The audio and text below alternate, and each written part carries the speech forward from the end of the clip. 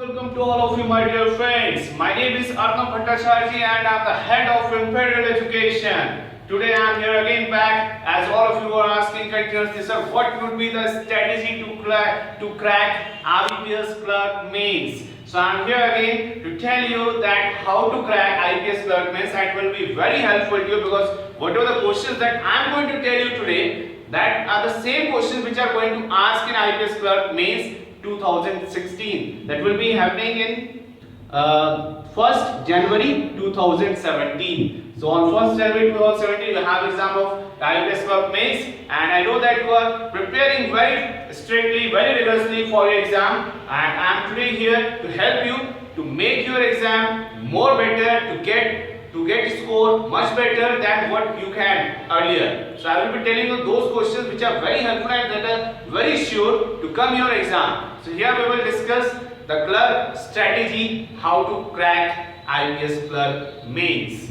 So let us see that what are the questions that are continuously asked in clerk exams, and these 8 questions which I am going to tell you, these are the same questions which are going to ask in your IBPS Clerk Mains. Okay, so let us see what are the questions they are going to ask you in IBPS Clerk Mains.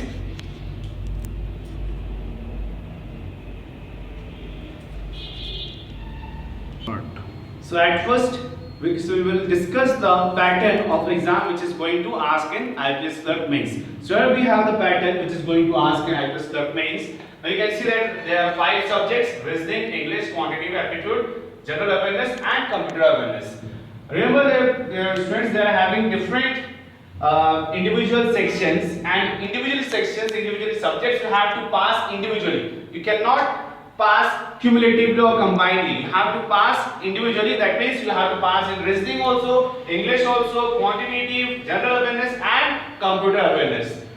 And now there also, this time they have changed the pattern, and this time they are asking in time. They have allotted the time. We can see that for reasoning they have allotted 30 minutes time, and they are total 40 questions they are asking, and for 40 questions they have allotted marks as 50 marks, and in total duration is what, 30 minutes. So in 30 minutes you have to attend more and more questions, and then there will be section sequence also. The sequence will be same. Don't think that you can change the sequence in between. Like many people are thinking that in IBPS PO there is no sequence wise, means you can change the sequence anytime. No, they have confirm the sequence, and the confirmed sequence is that at first it will be opening reasoning chapter, reasoning section, then English section, then quantitative, and then general awareness, and at the last they will be asking question of general awareness. Now we will see that how much marks have they allotted for each section. For reasoning sections 40 questions, and we can see that every section has 40 questions only, but the marks allotted is different. So in reasoning total marks given is 50 marks for 40 questions, and in quantitative aptitude there are also 50 marks for 40 questions, and in English there are 40 questions and marks are 40 marks, and in general awareness 40 questions and 40 marks. Now computer awareness, they have 40 questions but they have 20 marks only. That means for each question they are giving you only 0.5 marks. Now how to score more? Because let me tell you, dear students, earlier the cutoff was more than 140. So you cannot think that cutoff will be below 140. If you want to crack IBPS Clerk, your attempt should be near about 160 marks. 150 to 160 questions should be attempted to clear the IBPS Clerk Mains. So here we will see that what are the questions that you will be going to attempt and not to be attempted. Okay, so at first remember, you have to pass individually and you have to attend more and more. So in which sections you can attend more? You can attend more and more in general awareness, because in general awareness you don't need to waste your time. Whatever the questions you will be knowing, you will be attempting. And dear students, remember that you try to attempt near about 32 out of 40 questions. And when it comes computer awareness, at least you should attempt at least 35 out of 40 questions, because questions level will be very easy. And when it comes to quantitative aptitude, you will have to attempt near about 25 questions at least, and that should be total accuracy. That means 100% accuracy should be there. Total time given is 30 minutes, and you have to attempt 25 out of 40 question minimum, you should try to do it more than 25. Now in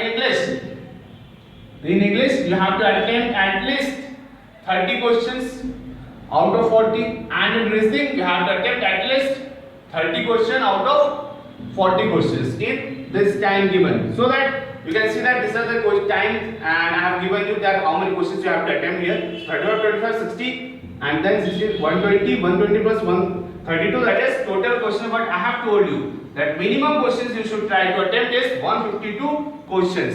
And how much total marks is given here is 200 marks is given total.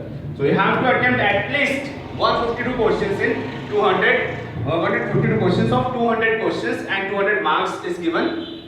Now here we will see that time is given. So in 30 minutes you have to raise your speed that you can attempt at least 30 questions in reasoning. You have to attempt 25 questions minimum. I am again telling you minimum question 25 out of 30 minutes in mathematics, that is quantitative aptitude. In general awareness you need to work very hard, because general awareness will help you very much, will help you a lot to crack IBPS clerk. That's why you have to work hard in general awareness. You have to try to attempt at least 32, and that will be 100% accuracy, my dear friends. And then computer awareness, you have to attempt at least try to attempt 35 questions, or not even 35, then you can try 34 questions out of 40. Okay. Now we will see individually that in which topic, which are the questions, in which section, which are the questions that are frequently asked, and you should prepare it very carefully. Okay.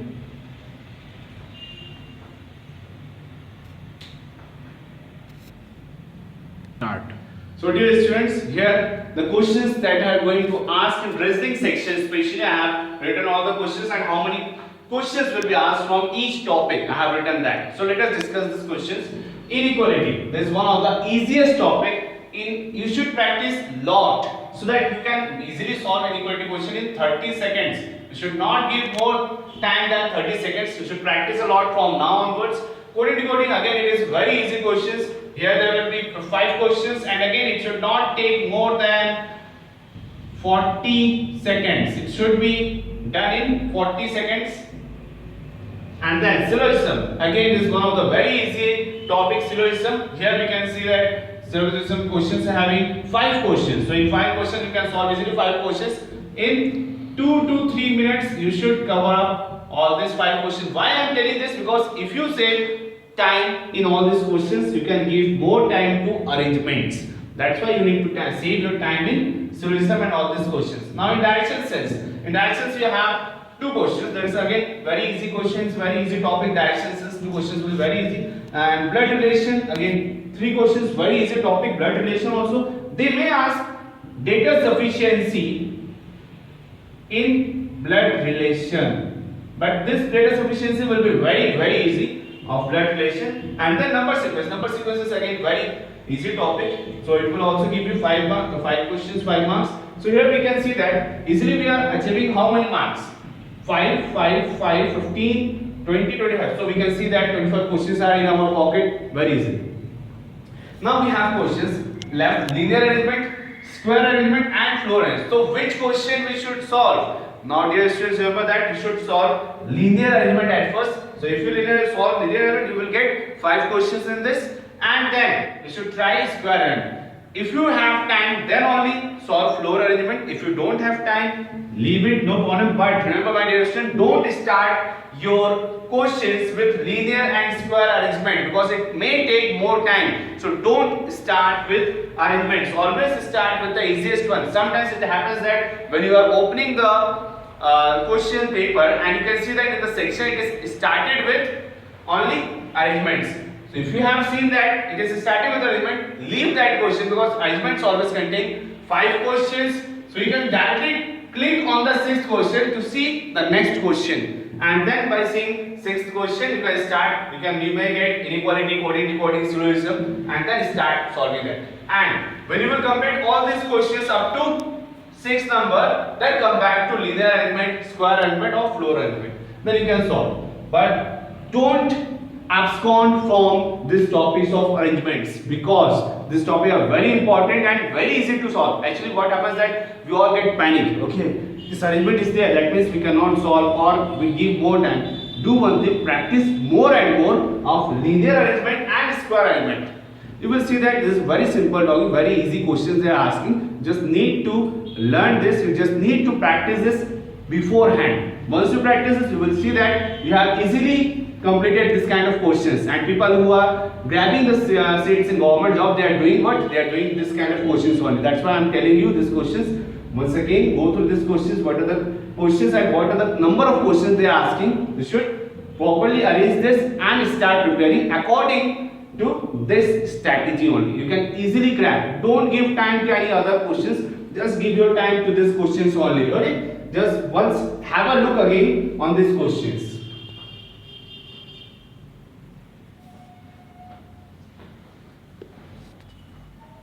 So now, as you can see that we have seen this kind of questions, what are the questions they are asking, and we have some other sections also. We will go to that sections also, but next part.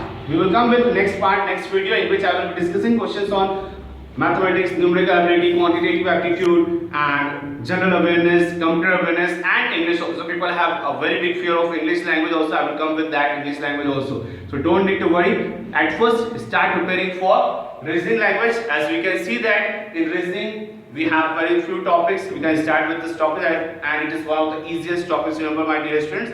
So start with reasoning. I will be coming back with other topics also. But till then, you need to like and share this video and subscribe to my YouTube channel also. Because if you more and more subscribe to my channels, I will post more and more video, so that it will give me a boost that you all are liking this video, and I will make more video and bring more relevant videos to you. So don't forget to like and share this video. Please do like and share. Till then, take care, and I will come back very soon. Thank you for watching this.